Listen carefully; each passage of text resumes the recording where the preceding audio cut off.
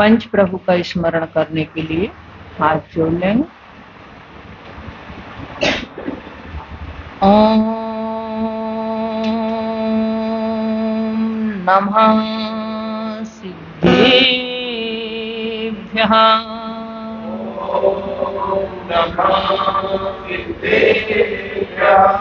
नमो अरिहन्ताणम्।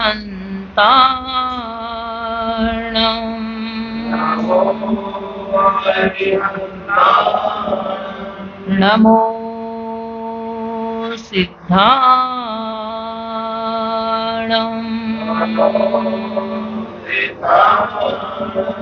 नमो आयर्याणम्।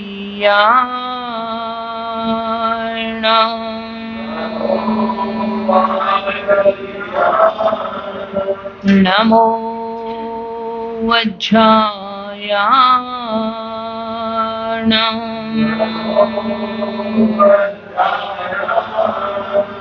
नमो लूये सव्वसाहूणम्।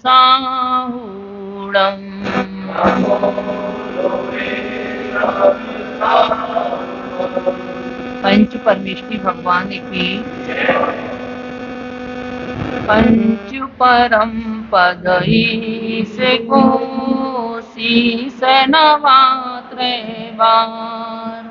पुण्य पाप लीला कहूँ आगम धर्म समार।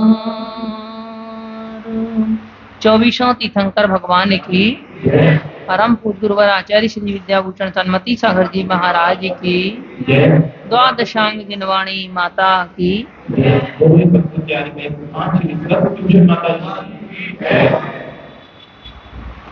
धर्म स्नेही बंधुओं, पुण्य पाप शतक के अंतर्गत हम सभी आध्यात्मिक दृष्टि से पुण्य और पाप का क्या महत्व है यह समझने जा रहे हैं। कल हमने समझा था कि 13वें गुण स्थान तक पुण्य और पाप का अधिकार है। तीर्थंकर प्रभु के सर्वोत्तम पुण्य का उदय रहता है, किंतु वह समो शरण जैसी विभूति उनके चरणों में जब कुबेर समर्पित कर देता है, फिर भी वह उस पुण्य के फल में रस नहीं लेते, अर्थात आनंद नहीं लेते।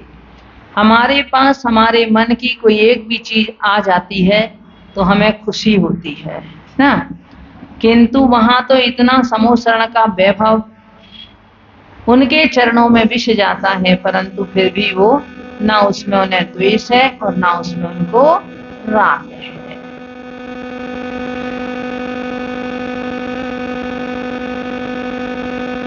डरे पाप से मिथ्या दृष्टि पुण्य उदय रम जाता है। सम्यक दृष्टि दोनों से ही क्रम से बचना चाहता है। मिथ्या दृष्टि का एक कार्य होता है कि वह पाप के फल से डरता है, और जब पुण्य कर्म का उदय होता है तो उसमें रम जाता है, उसे बहुत अच्छा लगता है उसमें कि पुण्य से संपदा मिल जाए, यश मिल जाए, कीर्ति मिल जाए, बड़प्पन मिल जाए, कुछ भी मिल जाए, वह इससे जो भी उन्हें पुण्य उदय से मिलता है उसमें वह बड़ा आनंदित होता है। और पाप कर्म का उदय होता है तो वह उसमें दुखी होता है, उसमें दुखी होकर के और अपने आप को बेचैन, जिसे कहें शोकाकुल हो उठता है वह। और किंतु जो सम्यक दृष्टि है, जिसकी श्रद्धा सच्चे देव साथ गुरु के प्रति हो चुकी है, मिथ्यात्व जिसका नष्ट हो चुका है, ऐसा वह जीव वह क्रम से पहले पाप से बचता है और फिर बाद में पुण्य से भी वह बचना चाहता है। पुण्य से बचने का मतलब है कि वह पुण्य के फल को भोगता नहीं है, उसमें आनंद नहीं लेता है। किंतु पाप को बुद्धि पूर्वक छोड़ता ही है। हिंसा, झूठ, चोरी, कुशील आदि को छोड़ेगा। पहले वह अनंतानुबंधी कसाय से मुक्त होगा कि मुझे किसी से अनंत संसार का कारण ऐसी अनंतानुबंधी कसाय नहीं बांधनी है, जो 6 महीने से मेरी अधिक चले, जिस कसाय का संस्कार भी अंतरंग में चलता रहे। लोग कहते हैं वैसे तो मेरे मन में कोई कसाय नहीं है, किंतु बस वो जब सामने दिखते हैं, जब कोई ऐसी बात होती है, तब मेरे लिए क्रोध आ जाता है। और उनका चेहरा देखते ही पता नहीं, मुझे तो उनका चेहरा देखने की इच्छा भी नहीं होती जब से ऐसी बात हुई है।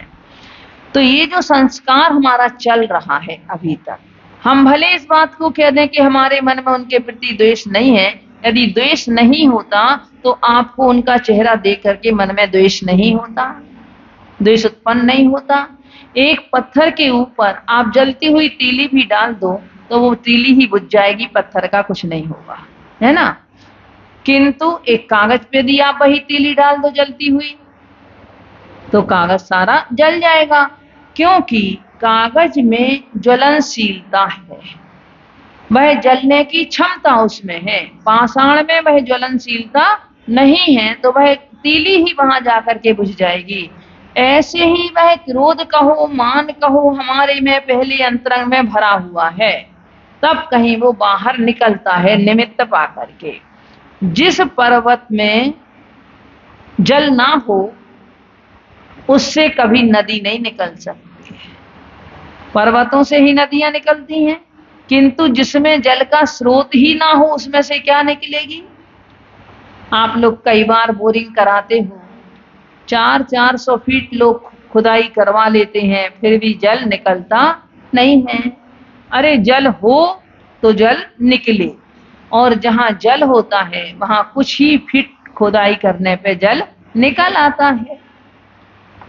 तो ऐसे ही वह जो सम्यक दृष्टि जीव है, उसकी यद्यपि अभी अनंतानुबंधी गई हुई है, अगर छायक सम्यक दृष्टि है तो भी, और वैसे उसकी अनंतानुबंधी मंद हुई है अभी, तो वह पाप से, अन्याय से, अभक्ष से, अनीति से बचता है। 25 जो सम्यक दर्शन के दोष हैं उनसे रहित उनका आचरण होता है उस सम्यक दृष्टि का। आगे वह जैसे जैसे व्रती बनता चला जाता है, क्रम क्रम से वह पाप को भी कैसे छोड़ता है। फिर वह स्थावर हिंसा आदि का त्याग कर, त्रस हिंसा आदि का पहले त्याग करता है, फिर उसके बाद में वह जब महाव्रतों की ओर बढ़ता है तब फिर वह स्थावर आदि हिंसा का भी त्याग कर देता है।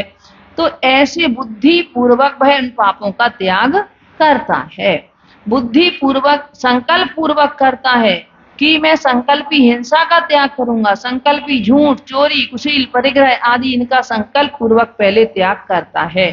श्रावक की अवस्था में उद्योग और आरंभ और विरोध, ये 3 प्रकार की हिंसा का वह त्यागी नहीं होता, क्योंकि व्यापार करेगा, उद्योग करेगा, कुछ ना कुछ आरंभ करेगा ही करेगा, और इसके साथ साथ अगर कहीं धर्म रक्षा का कोई प्रसंग आ गया, उसके परिवार की रक्षा का कोई प्रसंग आ गया, तो वह उसका विरोध भी करेगा।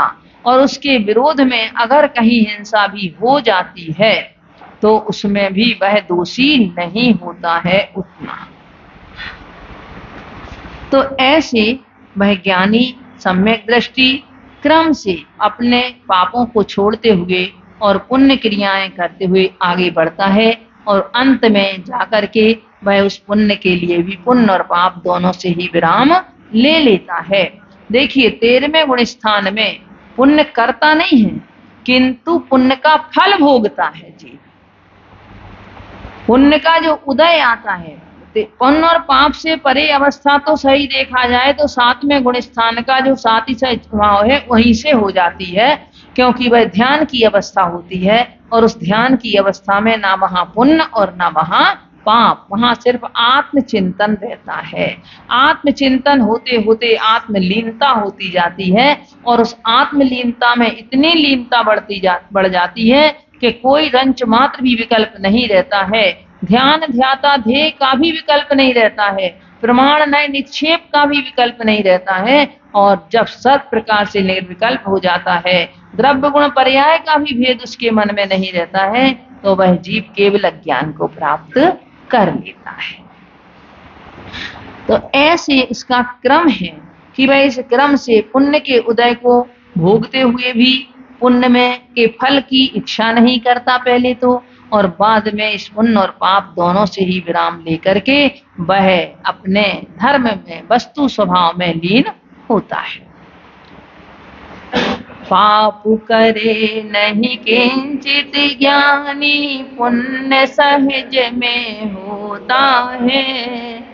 शुद्ध भाव का लक्ष्य बनाकर कर्म मेल को धोता है।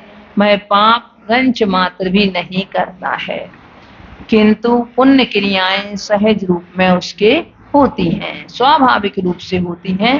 दूसरों के प्रति दया का भाव, करुणा का भाव, पूजन का भाव आदि ये सब क्रियाएं उसकी स्वाभाविक रूप से होती हैं। देखो रायचंद जी थे एक, कितनी उसमें करुणा और मतलब दया रहती है। तो रायचंद जी थे, उनसे किसी व्यक्ति ने सौदा कर लिया, रत्नों के व्यापारी थे। जब सौदा किया होगा, जब वो माल उसे बहुत सस्ता मिलना होगा, किंतु वह पैसे नहीं दे पाया, वो माल महंगा हो गया, उसके भाव बढ़ गए। अब उसने सोचा कि इतना पैसा मैं कैसे दूंगा, मेरी सामर्थ्य के बाहर है। अब वो रायचंद जी के सामने ही ना जाए शर्म के मारे कि मैं कैसे दे पाऊंगा इतना पैसा। उसके मन में एक शर्म थी, लज्जा थी, तो वो उसके सामने ना जाए। जब रायचंद जी ने देखा कि कुछ दिन से वो आया नहीं, तो रायचंद जी एक दिन खुद उसके घर पहुंच गए। बेचारा वो तो घबरा गया कि ये शायद तगादा करने के लिए आ गए मेरे पास में। तो वो तो पहले तो घबरा गया वो बेचारा, किंतु फिर उसने फिर भी अपने को संतुलित बनाते हुए उनको बिठाया। बिठाने के बाद में उन्होंने कहा, आप बिल्कुल चिंता ना करें। अपने आप ही बोलने लगा, मैं आपका एक एक पैसा दे दूंगा, परंतु अभी मेरे पास में मैं इस स्थिति में नहीं हूं कि मैं आपका पैसा दे सकूं। वो गिड़गिड़ाने से लगा उनके सामने। तो रायचंद जी बोले, वो कागज कहाँ है, लाना जरा। तो वो रायचंद जी के कहने से वो कागज लाया, और रायचंद जी ने उस कागज को फाड़ के फेंक दिया।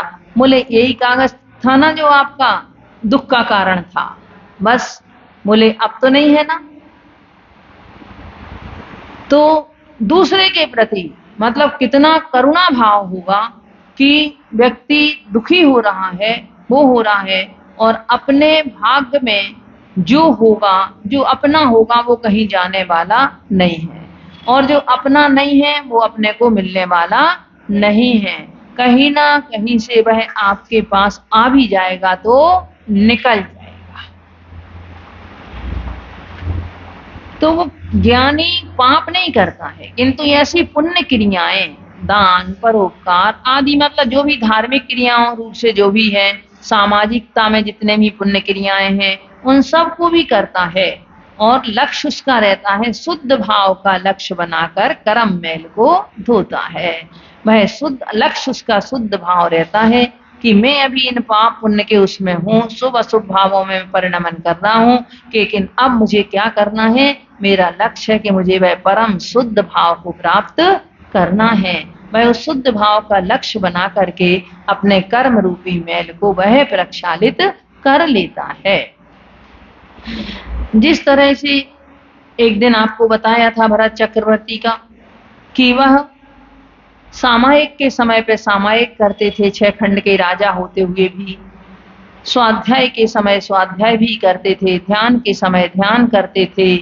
जब गुरुओं के आहार का समय होता था तो उनको आहार भी देते थे। इस कारण से वह घर में बैरागी थे। एक बार जब उनसे किसी ने कहा कि ऐसा इतने 6 खंड का राज्य भोगते हुए भी आप घर में बैरागी कैसे कहे जाते हो, कैसे आप बैरागी हो, कैसे हो सकते हो।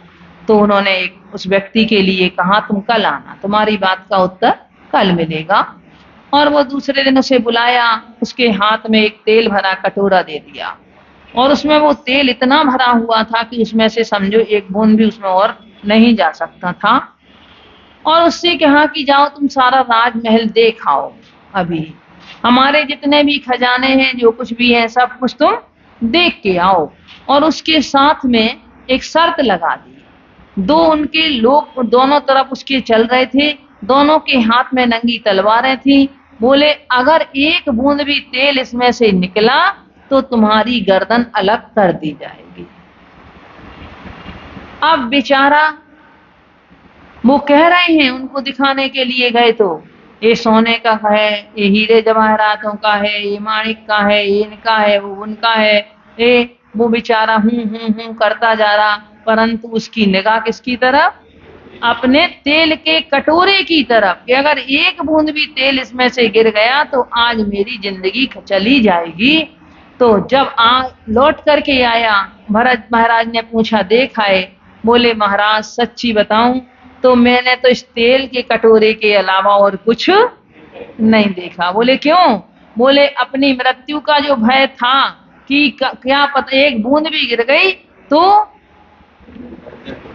मेरी गर्दन ही अलग हो जाएगी। बोले जब तुम्हें एक क्षण के लिए, थोड़ी देर के लिए ये भय था, और जिसके लिए 24 घंटे के लिए भय बना रहा हो कि क्या पता कब मृत्यु आ जाए, तो उसके लिए तो क्या दिखता होगा फिर। मुझे 24 घंटे भय रहता है कि कब मेरा समय आ जाए, कब मेरी मृत्यु आ जाए, इसलिए मुझे तो अपनी आत्मा के अलावा और कुछ नहीं दिखता है। वही एक शाश्वत है, तो उसके अलावा और कुछ मेरा नहीं है। तब उसके लिए उत्तर मिला कि हाँ, वास्तव में यदि जीव ये सोच ले, करिष्यामि करिष्यामि करिष्यामि इति चिंतया, मैं ये करूंगा, मैं वो करूंगा, मैं वो करूंगा, ये तो सोचते रहते हैं अपन लोग रात दिन, किंतु मरिष्यामि मरिष्यामि मरिष्यामि इति विस्मृतम, मैं मरूंगा मैं मरूंगा, ये लोग भूल जाते हैं। ऐसे लगता है जिंदगी शाश्वत है। अगर ये मालूम हो जाए कि अब मुझे जाना है, मेरा समय आ गया, तो आदमी उसके लिए कुछ बुरा काम तो कम से कम फिर छोड़ दे।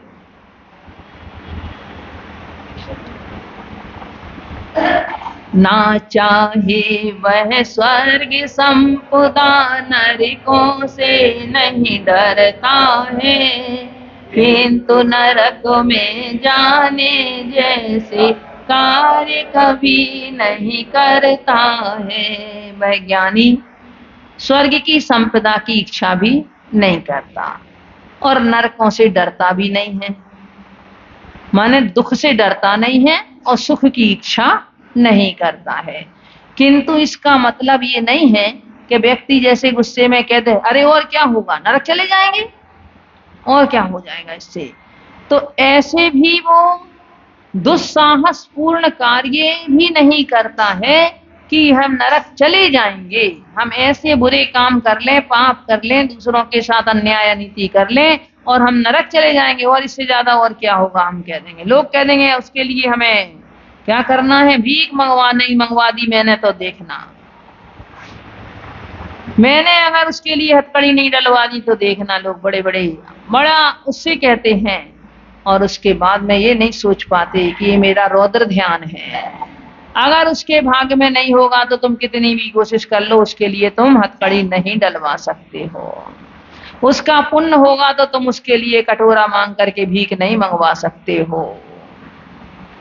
क्या पता अगर कहीं कर्म का बंध हो गया तो तुम्हें ही उल्टी भीख मांगनी पड़ जाए और तुम्हें ही हथकड़ी डल जाए, कोई कह सकते हो तुम? तो ये ऐसा दुस्साहस में नहीं, ऐसे क्रोध के आवेग में नहीं कि मैं नरक चलूं जाऊं तो मुझे कोई बात नहीं, किंतु नरकों जैसे दुख भी यदि उसके लिए मिले तो वह उन दुखों से भी घबराता नहीं है। क्यों नहीं घबराता? कि अरे ये सब मेरे पूर्व कर्म का तो उदय है, मैंने पूर्व में जो किया था उसी का फल आज मेरे लिए मिल रहा है, तो उसको वह समता पूर्वक, शांति पूर्वक सहन करता है।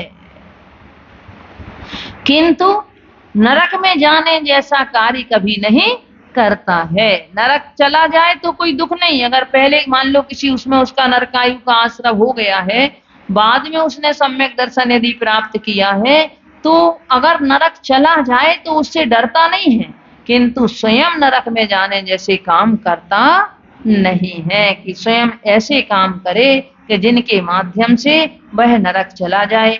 बहुत आरंभ और बहुत परिग्रह की जो मूर्छा है वह नरकायु के आश्रव का कारण है, विशेष रूप से बहुत आरंभ और बहुत परिग्रह। कई लोगों को आपने देखा होगा, उनके घर में उनके पास जितना चाहे हो पर उन्हें संतुष्टि नहीं होती है, उन्हें अंतरंग से शांति नहीं मिलती। उन्हें लगता अभी तो और एक कमी है, अभी तो और एक कमी है, अभी और एक कमी है। दूसरों का देख देख करके और उनके लिए लगता है ये भी आना चाहिए, वो भी आना चाहिए, वो भी होना चाहिए हमारे लिए। यानी देखो, संतुष्टि नहीं है तो चक्रवर्ती के वैभव में भी संतुष्टि नहीं है, और जिसके लिए संतुष्टि है उसके लिए अपनी टूटी फूटी झोपड़ी में भी संतुष्टि है।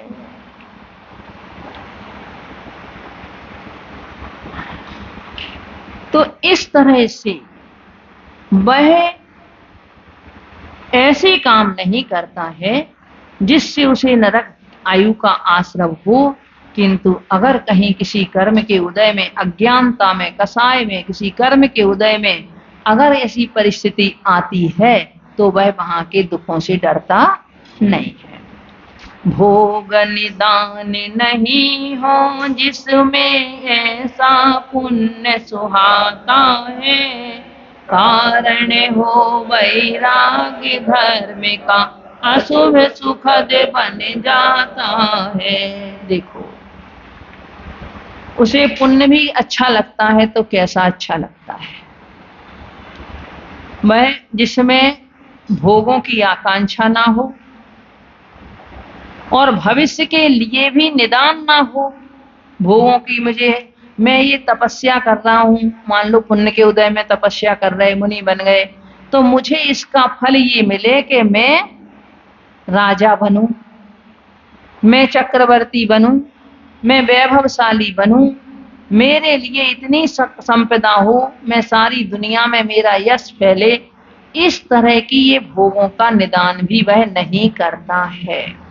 नारायण प्रति नारायण के जो पद हैं वो भोग निदान के ही हैं। दोनों ही दीक्षा लिए हुए थे, मुनि बन जाते हैं। मुनि बनने के बाद में पूर्व कर्म के संयोग से वह एक दूसरे की विभूति जब देखते हैं तो उनके मन में आता है कि इस जैसा वैभवशाली मैं बनूं, बस। और वही समय उनका आयु बंद के क्षण का होता है, उसी समय वह आयु बंद करते हैं तो उस समय तो स्वर्ग पहुंच जाते हैं, फिर नारायण प्रति नारायण आदि बनते हैं। और अभी कहीं बैर विरोध की भावना से वह बनते हैं तो पहले भव में, क्योंकि प्रति नारायण ने नारायण के जीव को मारना है, अब इस भव में वह नारायण फिर प्रति नारायण से बदला लेता है, वह उससे मारा जाता है।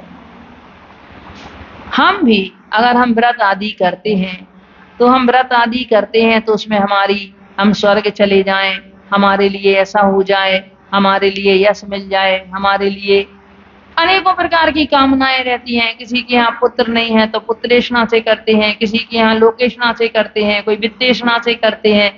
तो ऐसे भोग और निदान से वह सम्यक दृष्टि जीव रहित होता है। उसे ऐसा ही पुण्य अच्छा लगता है जिसमें भोगों का निदान ना हो। पुण्य क्रियाएं करता है पर पुण्य के फल की इच्छा नहीं करता कि उसके फल में मुझे स्वर्ग का वैभव मिल जाए, मैं इंद्र बन जाऊं, मैं देव बन जाऊं, मैं ऐसा बन जाऊं, मैं ऐसा बन जाऊं, ऐसी इच्छाएं नहीं करता है। उसका पुण्य तो कौन सा, यदि वह पुण्य उसका कारण हो वैराग्य धर्म का, यदि उसका पुण्य वह वैराग्य का कारण बन जाता है, धर्म का कारण बन जाता है, तो कह रहे हैं कि अशुभ का उदय भी सुखद बन जाता है।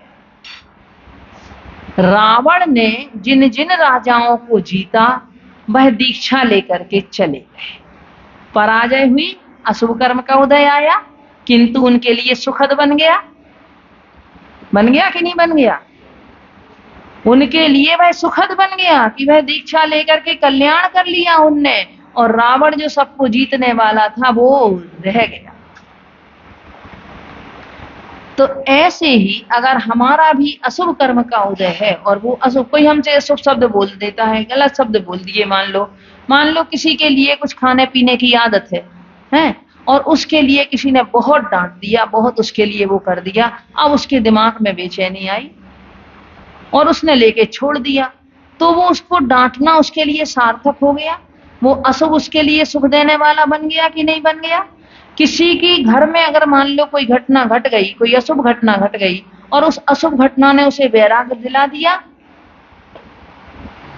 उसके लिए उस घटना को देखकर वैराग्य आ गया, तो उसके लिए सुखदायी बन गई। तो ऐसे ही अशुभ भी, वो भी ठीक है जो अशुभ हमें वैराग्य धर्म में कारण बन जाए, परंतु जो भोगों का निदान कराए ऐसा पुण्य भी ठीक नहीं है। तो सम्यक दृष्टि के पुण्य में भोगों का निदान नहीं होता है, और अगर कहीं उसका अशुभ का भी उदय चलता है तो वो भी उसके लिए वैराग्य धर्म का कारण मान करके वह भी उसे सुखद बन जाता है। पुण्य पाप मिथ्या दृष्टि के दोनों भव की बेड़ी है, पुण्य स्वर्ण बत पाप लोहे बत फंसी देख लो येड़ी है। पुण्य और पाप दोनों ही मिथ्या दृष्टि के जीव के लिए तो संसार की बेड़ी ही है, क्योंकि वो पुण्य के फल में भी रम जाता है, रमा रहता है, पुण्य के फल में भोगों को भोगता है, व्यसनों में फंस जाता है, राग आदि में फंस जाता है, अनेकों प्रकार से कुरास रचाता है, अनेकों अपने को अभिमान से ग्रस्त करके दूसरों को कुछ नहीं मानता है। तो उन मिथ्या दृष्टि के वह पुण्य हो तो वो भी उसके लिए संसार का कारण हो गया, और मिथ्या और पाप है, पाप तो संसार का कारण है।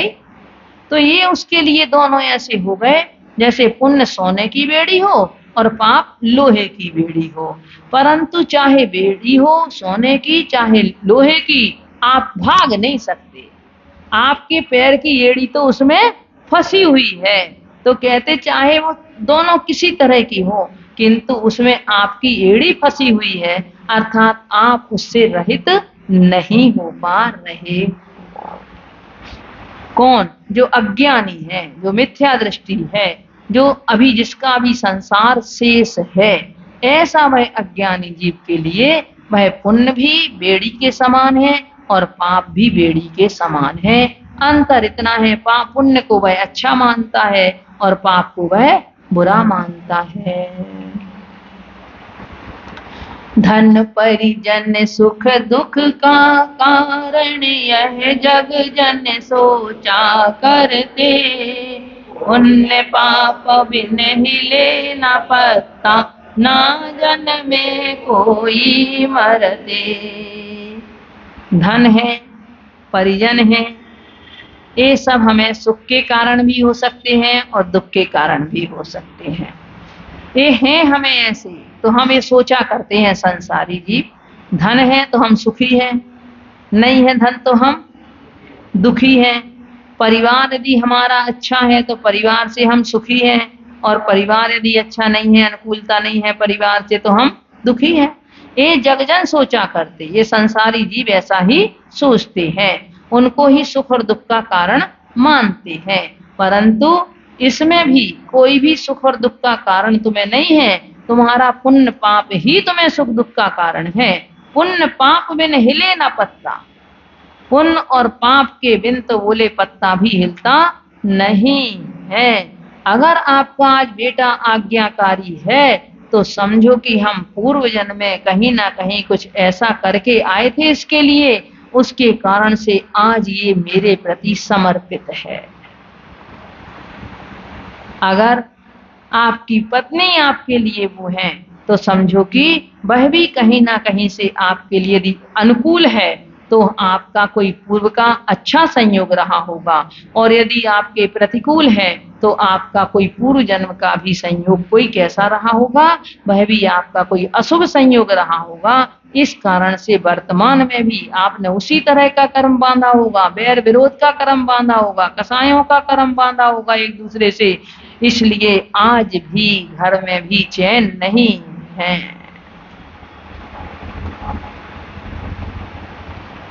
तो जो कुछ है सब हमारे पुण्य और पाप का ही इसमें भी खेल है।